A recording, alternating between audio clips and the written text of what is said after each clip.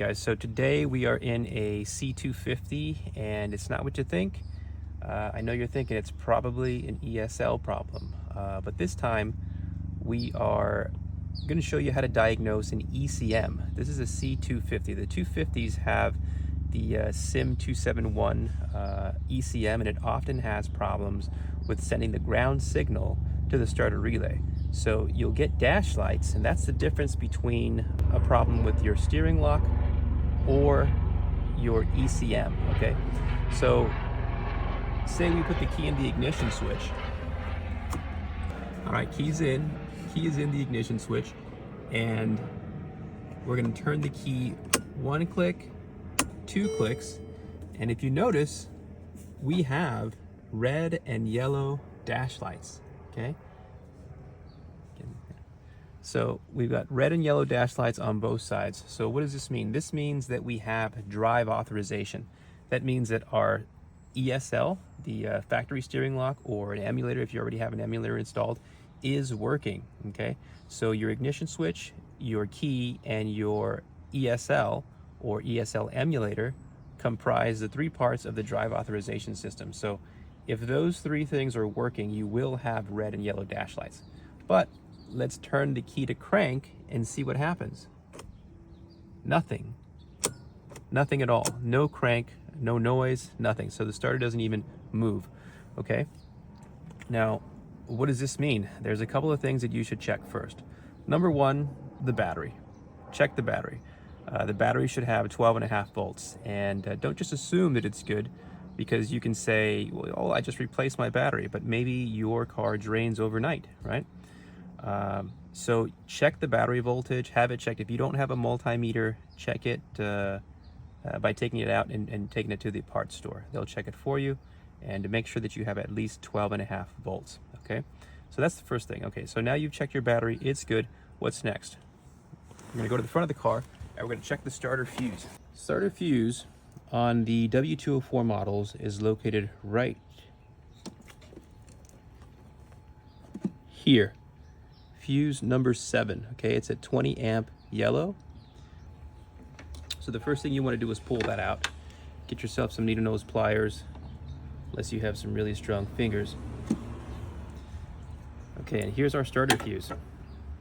And we can see that it's good, right? The little metal bridge there is not broken, so we are good. This is a good fuse. So let's put that back. And the next thing we have to do is check the relay, okay?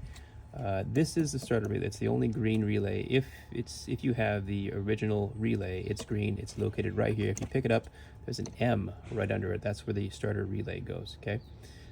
So there's ways to check a relay. Check that out on YouTube. I'm not going to show you right now. It involves applying power to 85 and 86 with a 12-volt source or even a 9-volt battery, and then listening to a clicking sound, and then you can measure the resistance with a multimeter to be very thorough. But for check your relay, make sure your starter relay is good.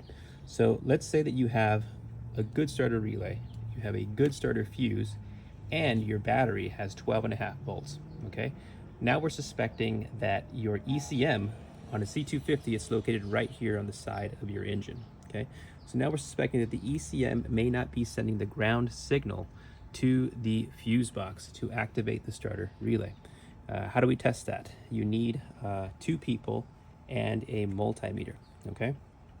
This is how it's done. We're gonna use a continuity test to do this. So you've got 2 leads for your multimeter. Go to the continuity setting. When you have a audible multimeter, it makes that sound when you have continuity, okay? So we're checking for ground. How do we do a continuity test? Checking for ground. We're gonna put one of our leads onto any metal surface of the vehicle. Here's a metal surface, right?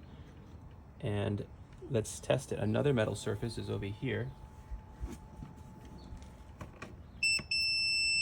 Okay, so we have good ground between those 2 points. Now we want to make sure that we have ground at 85. Pin 85 on the fuse box is this one right here. So when the ECM is good and working, the ECM sends a ground signal to this pin right here. So we want to test that when someone is in the car cranking the car, with the key turned all the way to the third position, the crank position, that we get a continuity beeping sound like this one when we're touching ground with one lead and touching this pin with another lead. Now we can't get I can't get my lead in there because it's too chunky, right? So I'm going to use a wire. This is just a 14 gauge household electrical wire. I smashed the end with a hammer. Okay, I'm going to stick that into 85. Okay, slot 85. All right, now I'm going to have someone crank the vehicle while I'm out here. When we're filming, you actually need 3 people, right? Okay, but I guess I'm gonna hold the camera. Okay. Okay. I'll hold the camera and go on in there. And do you have the key? The key's in there, right? It's still in there, yeah. Okay, very good.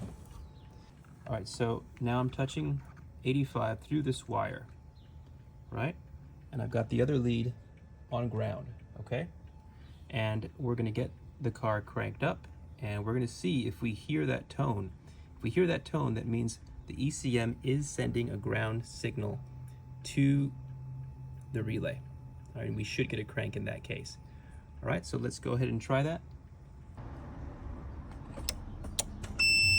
Okay, and you heard it. That is the multimeter showing us that we have a ground connection. We have a ground signal from our ECM to the 85, slot 85 here, okay?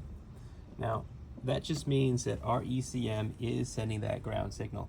This vehicle actually has a good ECM. We know it's good, it does start. So if your ECM was bad and you did this test and you didn't get the continuity test, you didn't get continuity between ground and ground at 85, then you have a bad ECM. All right, guys, thanks for watching. We'll see you next time.